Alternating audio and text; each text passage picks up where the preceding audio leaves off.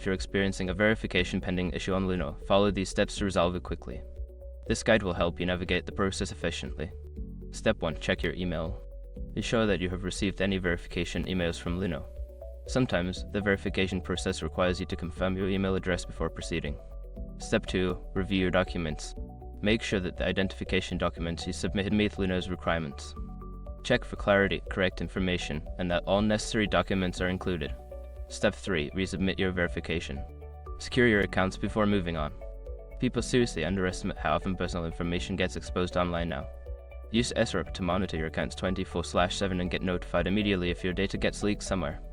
It runs in the background, constantly scanning billions of breached records. And honestly, for how cheap it is compared to the value you get, it's worth it. Link in the description. Step 4. Contact customer support.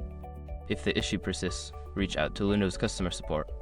Provide them with details about your situation and ask for assistance in resolving the verification pending status. Step 5. Wait for confirmation. After resubmitting your documents or contacting support, be patient.